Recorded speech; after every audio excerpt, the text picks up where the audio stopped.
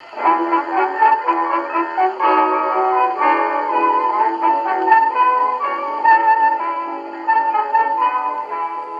to another episode of Off the Menu. I'm Vincent Franchini from Tumblr House, here with the magnanimous Charles Coulombe.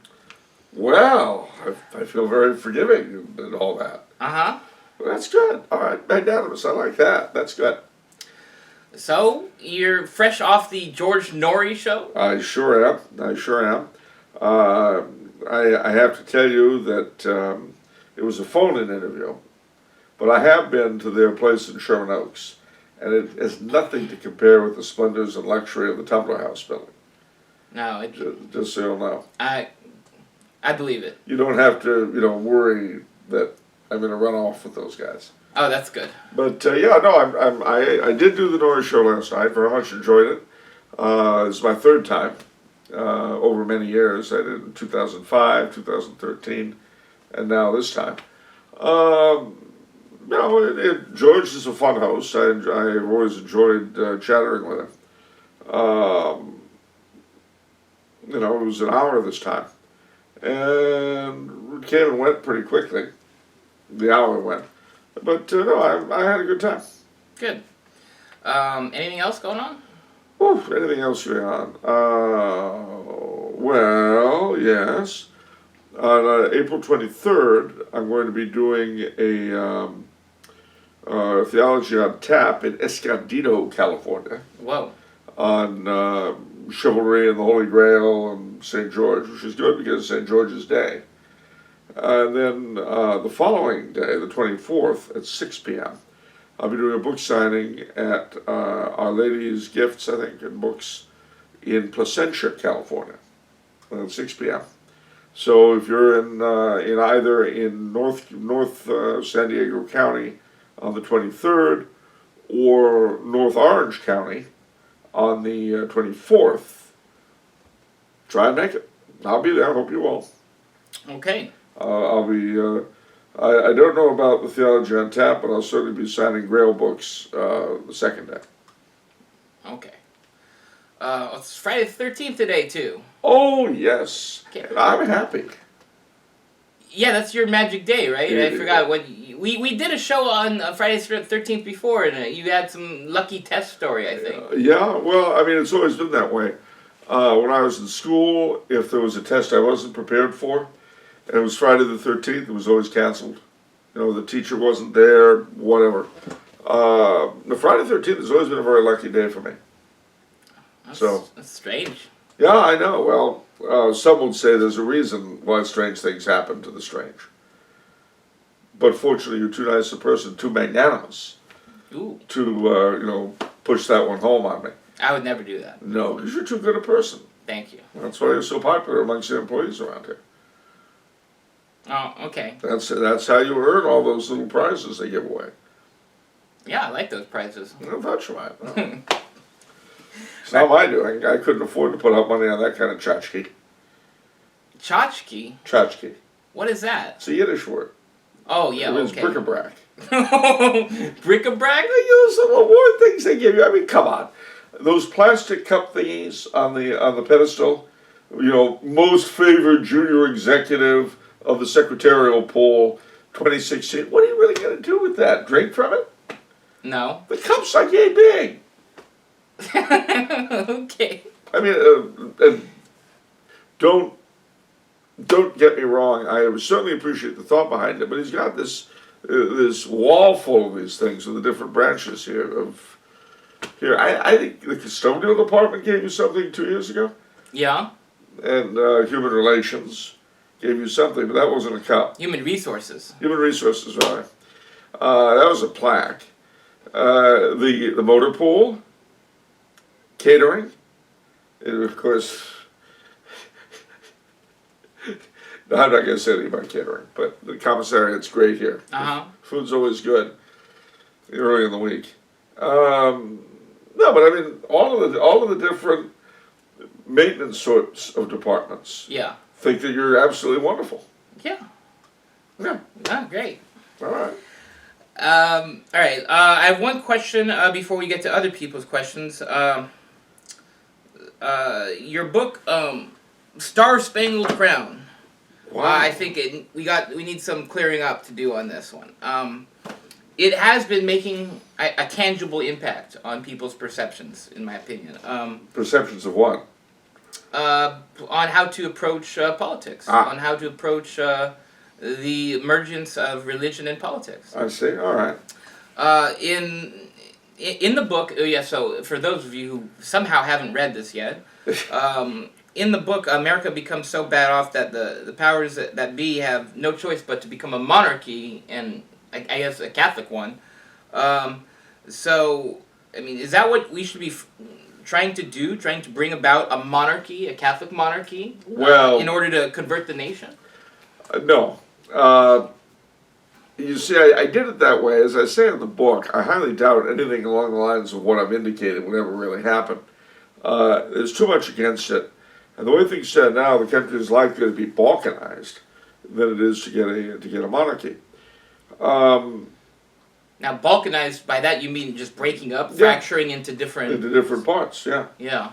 Which I think, a lot of people favor that. A lot of people are extreme regionalists, extreme states writers, and all that, which is certainly understandable, especially given the kind of governance we've had. But we have, this is the country I was born in, and I love it. And I would rather see it, had I lived in 1860, I would have voted Constitutional Union. So someone said, I didn't tell you this, but someone sent in the comments, says, the more I watch this show, the more I hate the country, or something like that. And he said, I guess that's the point. Is that the point? No, it's not the point at all. What you've got to differentiate, ladies and gentlemen, between the ideology that has come to be, it was first invented to provide a focus of unity for a very disparate country, and which now is dying. You've got to differentiate between that notion, which is taking the place of authentic patriotism. We have never really developed a patriotism for the country as it is. Nothing will make you love this country more, ladies and gentlemen, than driving through it. If you have the chance, and stay off the freeways if you can, because that's not the country, that's getting from here to there. But if you set Little Miss GPS, you know the lady I mean, she runs your life half the time, You set her to no highways. You drive from San Diego to Maine, or from Miami to Seattle, or anything in between. You will come to have a great love for this nation. Every section of it has its own particular wonder. And again, for all of its faults, and despite the false precepts that ideology to which I referred earlier was based upon, this is the country where our ancestors came because for whatever reason they weren't making it back home. And this country gave them a home, gave them opportunity. And these are all things that make us owe our country. Patriotism is a religious virtue. It's important to remember that. Now, having said that, the country's great failing is that she does not have a unifying religion anymore. She does not have a unifying, animating principle. And because she's not France or England or even Mexico or Canada,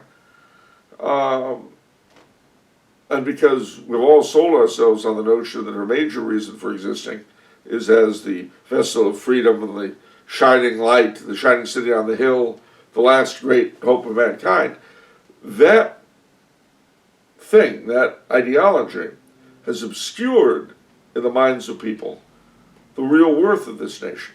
So we have to develop a new patriotism based upon what's actually here. Now, that's part one. But part two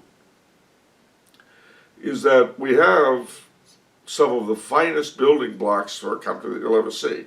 But we've never really become one. Why? Because we lack the Catholic faith. That's why.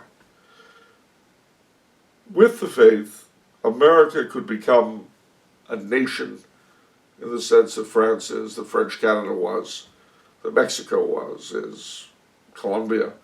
These countries have real national identities, but they're based, even if modern politicians and media people don't like it, they're based upon the faith. And the strength that it has given those countries has allowed them to overcome traumas, the like of which we've never seen, but which we may.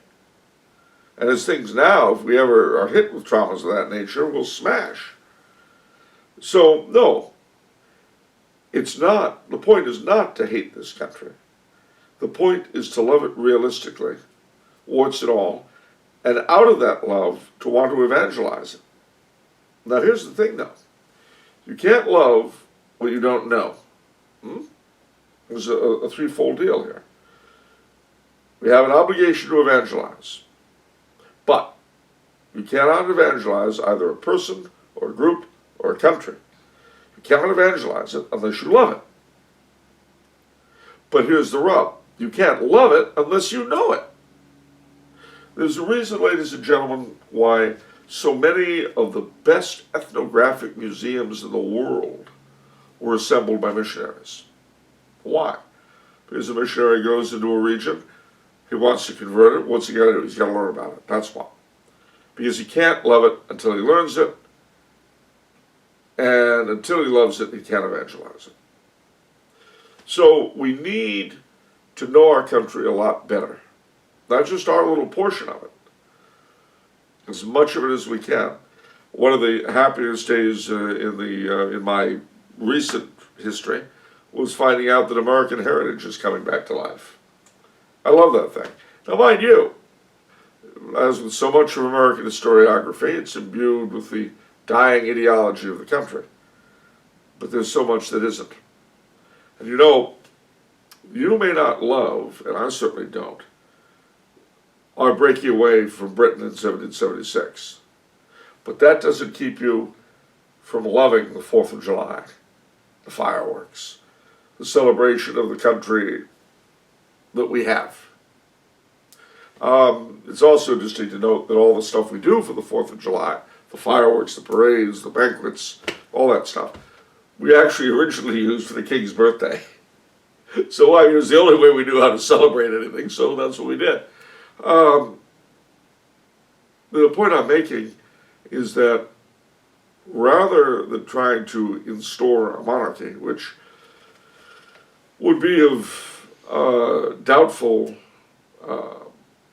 provenance simply because it would not have an organic development, what we need to do is start at the bottom by evangelizing the country we have. So, here's my advice. Get to know your country.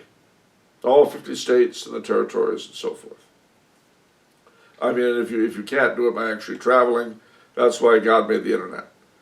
Secondly, love it.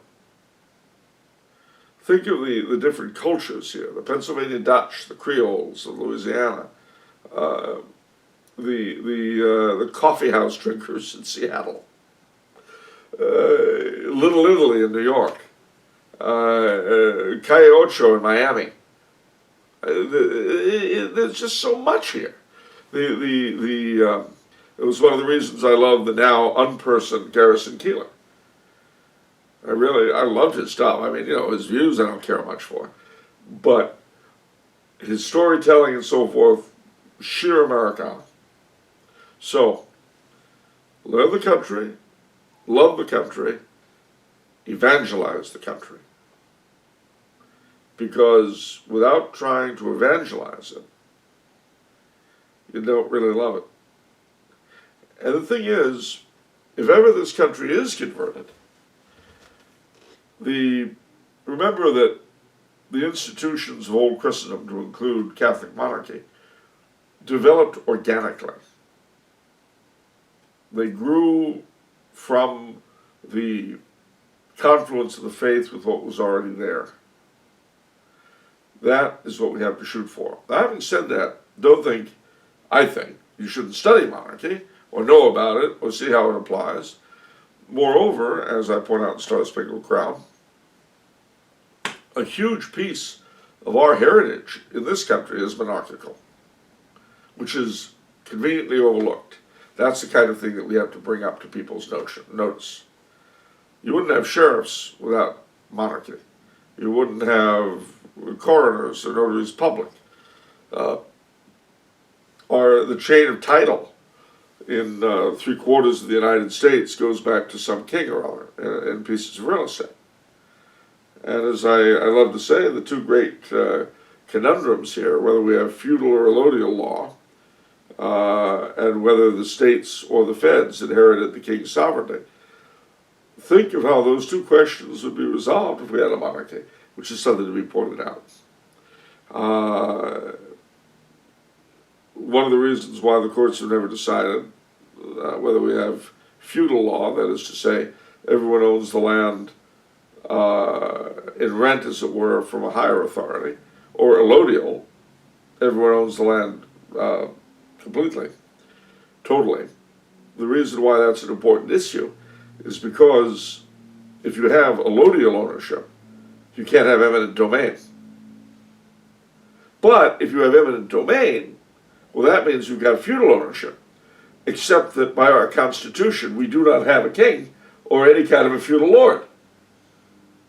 You see? Uh-huh. And these are exactly the sort of conundra, I love that word, conundra that have to be brought to the public attention. Get people's little gray cells thinking. So, that's my point, ladies and gentlemen. Love this country. Love it with all your heart, because it's where God put you. If you were born here, or if your parents brought you here, or even if you came here yourself. That doesn't mean that it's the greatest country in the world and all the rest of them are garbage. That is the opposite era, and it's an era. It's a terrible era. But right patriotism, true patriotism, Catholic patriotism, loves the country as it is, save that it attempts to evangelize it. Okay, next question, or a question from Aaron. What are your thoughts on the Syrian Crisis and the bipartisan support that swiftly formed after Assad allegedly chemically attacked his own citizens? Personally, swift bipartisan support for bloodshed and warfare is troubling, and I do not trust it. Nor do I trust that Assad gassed his own citizens. Well, as my late father used to say, if either party backs something, it's probably crooked. If it's bipartisan, you know the fix is in. And there's a reason why I vote third party. Who's fixing it? Who knows? The military-industrial complex that Oliver Stone always talks about? Well, you know, that's a side of the phenomenon.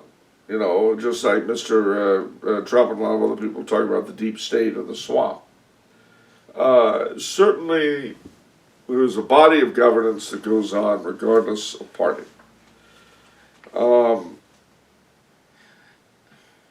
I think that before we get involved in Syria, number one, I don't think we should be involved at all. Trump in 2013 apparently didn't either. I saw a retweet, and he said, "Stay the hell out of Assyria." Or, Syria. I'd stay out of Assyria too, but also I'd leave the Hittites alone, just so you know. But no, I agree with him. I mean, we have no business being there. But so, I mean, just what happened? Like, something happened. Well, I think what happened, I mean, I don't know. It's fun to speculate. Mr. Trump doesn't call me. But my speculation is that this is Trump's way of overcoming the whole Russian thing that's been hanging over his head since he was elected. I didn't say it was a smart idea. And really, it's playing, I mean, it just, the whole thing sticks in my craw. But see, you gotta bear in mind that a lot of people were running around thinking that Mr. Trump was going to be the knight in shining armor. And he has fulfilled more of his promises than any president I have lived under. But that doesn't make him a great guy. Yeah. It makes him just the tallest pygmy. Gosh, that suggestion that you made, it almost makes him sound like Kevin Spacey in House of Cards. Oh, well, let's distract from this, so let's do a war. How do you think we got out of the Depression?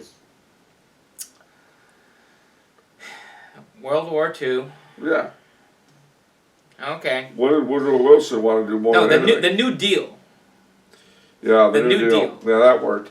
The only good thing about the New Deal was the Federal Writers Project. Because that was the rest of it was some Satan. But the Federal Writers Project was a divine gift from God Himself. Okay. You didn't know that? I didn't know that. No, it's true. Anything that benefits unemployed writers, ladies and gentlemen, it is top notch. Everything else from Satan. Yes, exactly. Well, I might also give the nod to the Federal Theater Project for playwrights and so on, and actors, because I've got friends in those areas. Uh-huh. Maybe the Federal Music Project too. But beyond that, all the highways they built, all the artworks, the civic art on there. Okay. Electrifying the Tennessee Valley. You don't want them to get electricity and such? Or? No. I want writers employed. Think of all the money that should have gone to the Federal Writers Project that went to things like food programs. See, that's what I'm saying. Oh, okay.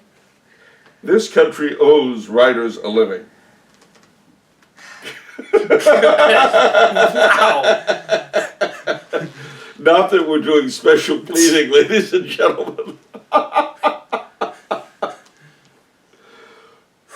Well, it apparently owes gangbangers a living. Why don't we get welfare too? Well, you got to apply for like victim status or something like that. We are victims. We can read. That's a terrible thing in this country at this time.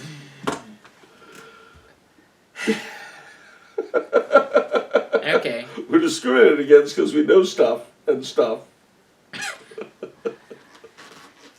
Okay, next two questions from Matt. Yeah. What do you think about Israel? Should it have ever existed? Should it have ever existed, Israel? Well, I'll put it this way. I would have been very much against the formation of the State of Israel living in 1947. I would have been very much more in favor of the continuance of the Mandate, whereby Jews, Muslims, and Native Christians lived together under a regime that would smack any one of them if it got out of line, which is about the only way you could ever bring peace to the Near East. You bring in an outside power, and he says, children, play nice, and if you don't, the problem is that if you give predominance of any of them over the others, you get unpleasantries. But that was then, this is now. And whether we like it or not, the State of Israel is in existence. It was established in the midst of terrible injustice. The Palestinian Christians suffered a great deal because of it. And they continue to. Mm-hmm. But it's also the fact that they are there now. So, I mean, if it were left to me, I'd just bring them all home where they belong, to the United States. But it's not. Mm-hmm. And I believe that there are three things that our foreign policy there should be emphasizing.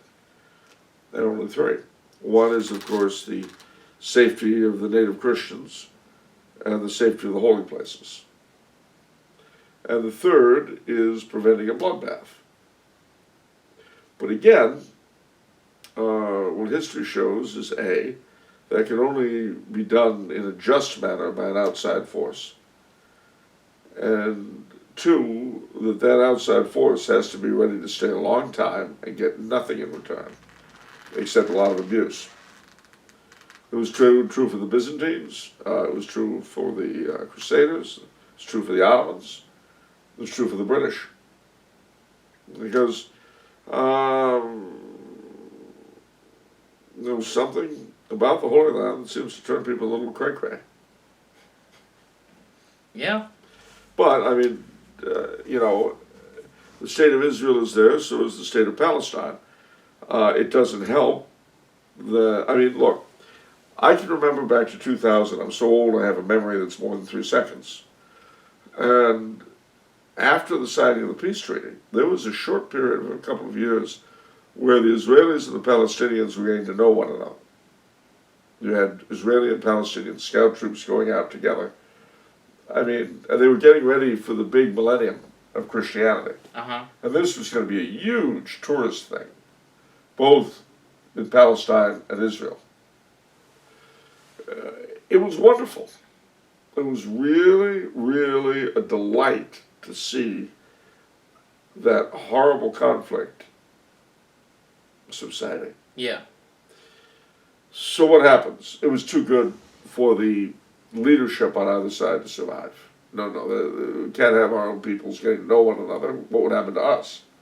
So Ariel Sharon, who was considered a war criminal by most Arabs, goes up to the Wailing Wall and then onto the Dome of the Rock, or the area around it. The Arabs are outraged, as everybody with an IQ of over 7 would have known, and that begins the Intifada. And that drama has led to it, brought us all the way down to where we are now. What sort of moron does that? Yeah. Who derails a peace process by an in-your-face sort of I mean, it would be like Yasser Arafat hanging out at the Wailing Wall. Yeah. And it would be just as obnoxious. As I say, the Israelis are there. It's a reality. The state of Israel exists. The state of Palestine exists, such as it is. Whenever it seems that things quiet down a little bit, we can always start up a Jewish settlement on the West Bank to get things going again. But I tell you, for the vast majority of Israeli citizens, just as with the vast majority of Palestinians, this constant pot boiling is horrible. Absolutely horrible. But I do not see a way to end it, save one of two things. Eventually, when the West are no longer able to support Israel, as happened with the Latin Kingdom of Jerusalem, a bloodbath, which happened with the Latin Kingdom of Jerusalem. I don't suppose we're going to be getting any apologies to the Muslims about the slaughters in Accra and Tiberias? No? Probably not. No, probably not. Okay. The only other alternative to that kind of a bloodbath is, which the Kingdom of Jerusalem did not get, outside occupation and enforced peace.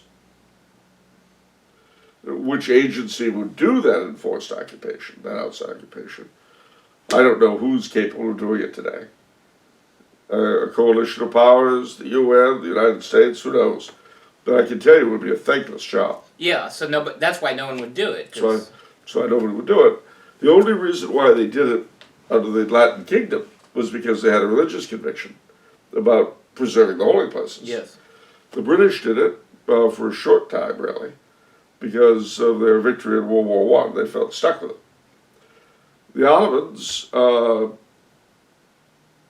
the Ottomans. So, what do you say about the Ottomans? But anyway, the point I'm making is it's a very plaguey thing, and I don't see a happy ending to this story. Yeah. Okay. Matt's second question. A question for both of you. How do you choose your ties on the show?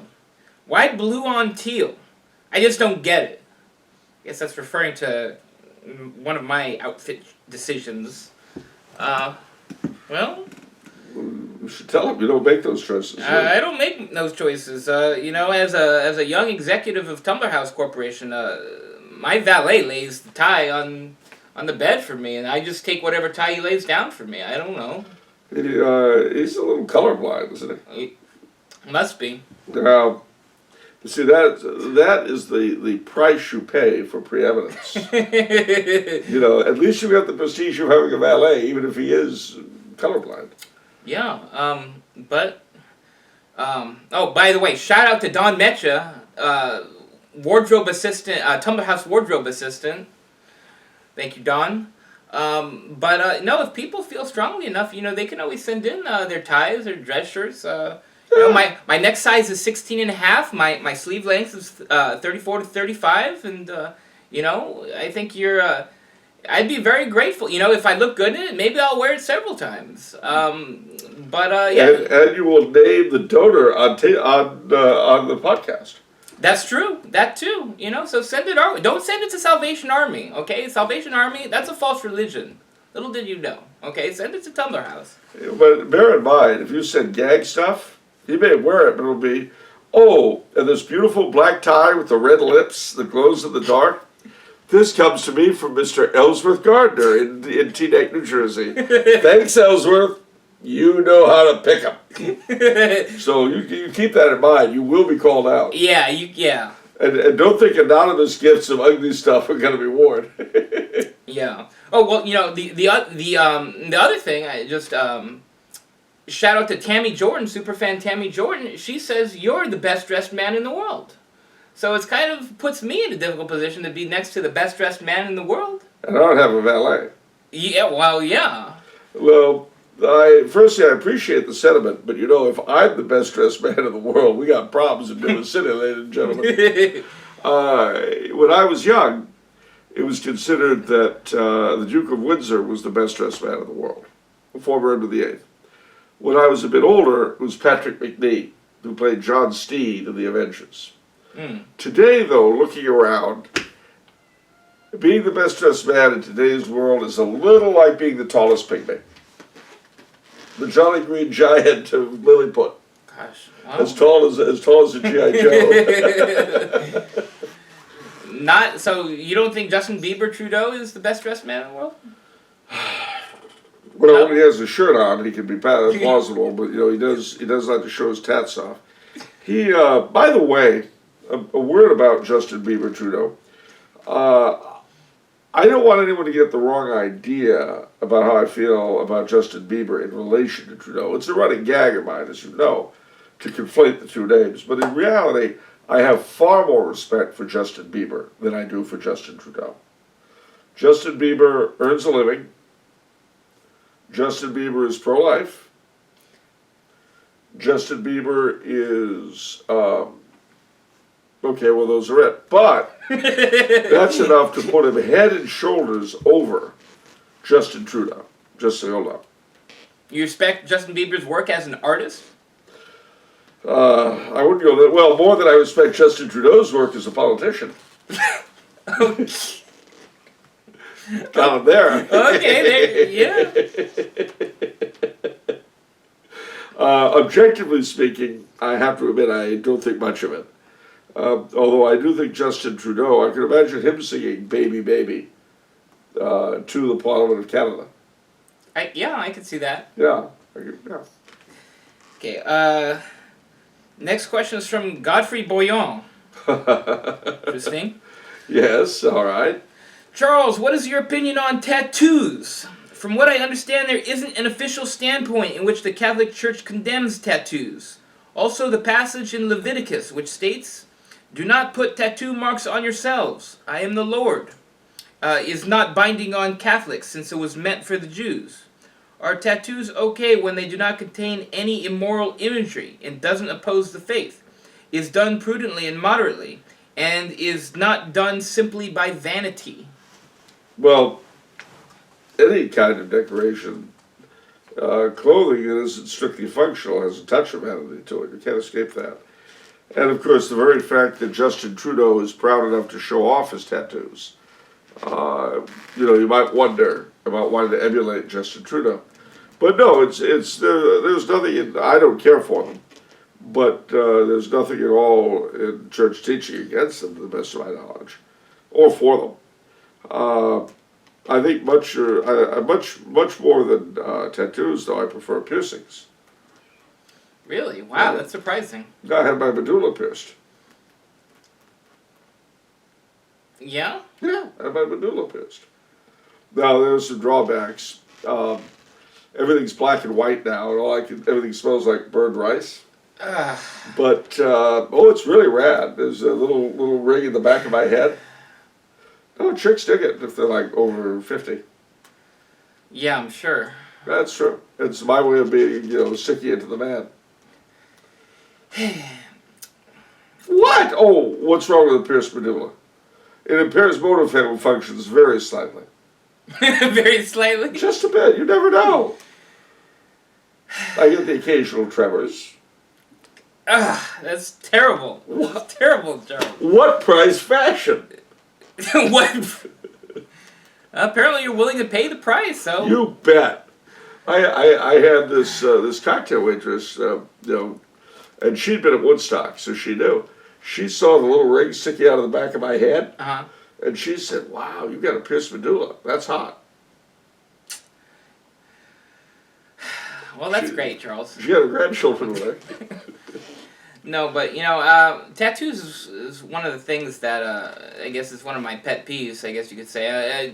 I have to again. I'm gonna apologize if I don't mean to offend anyone with tattoos or pierced medullas or pierced medullas. But I mean, golly, I have a line for people to dissuade them from getting tattoos. Which is? And I tell them, it's like putting a bumper sticker on a Ferrari. Would you do that? Would you do that? I mean, it cheapens the Ferrari. And it's actually a good line. I've actually told that to non-religious people, and they've come back to me several months later referring to that because it made an impression. And I think it's an effective line because I'm calling them a Ferrari. I'm not insulting. I'm saying you're Ferrari. Well, the human form, even if it's Justin Trudeau's, well, never mind. The human form is attractive enough in its own. Yeah. I have to say that the thing that has always bothered me about tattoos is the same thing that bothers me about casual clothing. And that is, it can look great on you when you're young. The problem is you're not going to stay young unless you die. And what happens is as you get older, the flesh starts to sag. I mean, imagine that I tattooed an eagle here on my chin. Well, this chin was tight. Some people might have found that very exciting. But imagine if you saw the eagle down here now. Not so pretty. And the same with casual clothing, It accentuates your form. Well, when you're young, if you're in good shape, you've got a pleasing form that's accentuated by your casual clothing. Trust me, ladies and gentlemen, the time is going to come when you don't want your form accentuated. And you've already done enough. Yeah. I'm going to do one other thing. I'm just going to straight up call tattoos ugly, and I'm going to invoke Mother Angelica as an influence. Okay. Did she have a tattoo? No, she hates tattoos. She's influenced me in this way. She calls them ugly. But she had a very fascinating take on it, that very profound take. She says, the devil hates beauty. The devil likes ugliness. That's true. And so she was looking at things in society. She was looking at tattoos. And another one of her big pet peeves was kind of cute. She simply could not fathom, she could not comprehend why people would buy ripped jeans. Right, like expensive. Yeah. Like, that was beyond... I have to agree with that. Yeah. I mean, look, anybody has expensive jeans, you want them ripped, we'll fix you. So, but I thought that was a very profound point, that the devil hates beauty. It wants to switch. And, personally, when I see a girl with tattoos, that especially makes me sad, because I feel like women have a special relationship with beauty that men don't actually have. Well, that's true. So to me, when a woman has a tattoo, that's like a renunciation of her femininity, in a sense. Which, too, there's something, like, let's say you go to a ball. Yeah. And a girl is wearing a low-cut dress in the back. And there's a tat there. Yeah. Yeah. It's kind of off-putting. Although, I remember years ago, the first time I ever saw a girl with a tattoo on her face. And my dad said, well, that's lovely. She should get an ivory pick for her nose. What? Yeah, sure. A big ivory pick. Yeah, that'd be great. Yeah. Nose piercing. Just like with so many nose piercings, they're just here. Uh-huh. And then they'll have a chain or something going somewhere. My dad's opinion was that they should do it like this, like a bull, Yeah. Anyway. That's all that stuff is better than I can't stand the belly button pierce. No, stop. I always think, Stop. what if it gets caught on No, something? no. You did the medulla, so I'm giving you some payback on that. Hey. My medulla piercing's cool. No. This other stuff is just, ugh. You see it on people's tongues and various other anatomical parts that, at least with my medulla, I can't get an infection there. No? No. I don't do anything with it. So you stop and think, how do I say this for a family show? All those other piercings that we're obliquely referring to are in places that you see a lot of action very often, especially with people who would pierce them there. That builds, it's an open doorway for horrible infections. Whereas a simple medulla piercing, most of us don't use our brains for anything. Yeah, I was going to say. Yeah, so, listen, anybody who'd get a medulla piercing, he doesn't use his brain at all. Well, okay. So there's no chance of infection. Okay, sounds good. All right, believe me, you see somebody with a pierced medulla, ladies and gentlemen, his brain's not being used, so don't you fret. Okay, last question. Oh, boy. James Neary. Dear Charles, I'm a Catholic who struggles with severe OCD. One of the symptoms of this is intrusive thoughts. Many people with OCD have them. Many of these thoughts can be blasphemous or violent. If these thoughts are unwanted, are they sinful? Can you give any advice to a Catholic with OCD or the Church's position on it?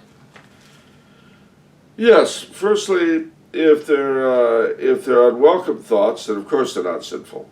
We all get unwelcome thoughts. It's only when we entertain them that they become sinful. The delectation. The delectation. There's a word for it. Yeah. It's like deleterious. Deleterious, yeah. It's like the old fellow we were talking about used to say. Yeah, the maple syrup guy. That's the one. Yeah. But unfortunately, OCD, ladies and gentlemen, is a very serious problem. I had no idea how serious until, don't be shocked, I met an OCD person. And it can be crippling, absolutely crippling. So, my advice to you, if you've got OCD, is try and get some professional help from a good Catholic shrink. Because it's not something you're going to fix on your own. It really is crippling. It's miserable. And the OCD person has the ability to make his life miserable and the lives of everybody he knows miserable. So, the Church has no position on that except try and find a good Catholic psychiatrist who will try to help you escape your scruples without losing your conscience, which is the big problem. But you've got a hard road to hoe, and my heart goes out to you and everybody with OCD. It is a miserable affliction. Yeah, I forgot the name of the show, but I used to watch it where they had people with various OCD afflictions, and it just broke your heart. One of the most difficult ones were these hoarders. Yeah. The hoarders, they don't throw anything out, and that was kind of actually done because of emotional trauma. They had problem letting go of a family member, and it's just. It's often the case. And the psychologist is trying to, the way you get out of it is little doses of exposure to the thing you're scared of. So it's like, okay, pick 2 items to throw out, and then see how, try to live with it, Well, see, that's what I can do. One of the most common rituals that OCD people do is the hand washing. And when one of my brother's children was dating an OCD person, and he asked me, well, what do you think? I said, well, I think you may have a daughter-in-law who's got the cleanest hands in 3 counties. Yeah. And that, it can be overcome. Never despair of it. It can be overcome, but it takes work, like anything else that's worthwhile. Do not give into it. Do not surrender. Do not throw up your hands and say, well, I'm hopeless. You're not. It may take a lot of work. And you need professional help. It is not something you are just going to wish your way out of. Unfortunately, you can't even pray your way out of it. Yeah, and I don't think that's anything to be ashamed of No. or embarrassed. You know, there's a certain stigma. Oh, wow, this crazy person, therapist, blah, blah, blah. Gosh, I don't think that's anything to no. be ashamed of at Not all. Not at all. Not at all. I mean, it's no worse than having a physical ailment of some kind. There's a stigma of mental illness in this country, which is kind of amazing when you consider how many mentally ill people have run the country. But, I mean, you would think being mentally ill would be an act of patriotism, considering the kind of leadership we've had. But, well, and I continue to have, 3 genders. Or, let's say, legislature cooked that up. Mr. Justice Anthony Kennedy. There's it not if ever there lived one. Yeah. So, with so many of our rulership mentally ill, it should be, if nothing else, a badge of pride. But I digress. Do not take any humiliation by it. Just do your best to get help and get it as quickly as you can, because as soon as you start, the sooner you'll be finished. Every OCD person has different hang-ups. Some of them are religious, a lot of them aren't. If your particular mania is not religious, then throw yourself into your prayer life. If it is religious, then on top of that psych, try and find a really good confessor to help you deal. Because you just cannot do it yourself. Don't try. Okay. That'll do it for this episode. If you'd like to ask Charles a question, you can do so through the contact page, or contact us page on Tumblr House. And we'll see you next time. And remember, if it's Monday, it's off the menu. And this Friday 13th, I can announce, ladies and gentlemen, the Parties and Special Events Division of Tumblr House have given you another little plastic cup. Excellent. Just what I needed. Off the menu.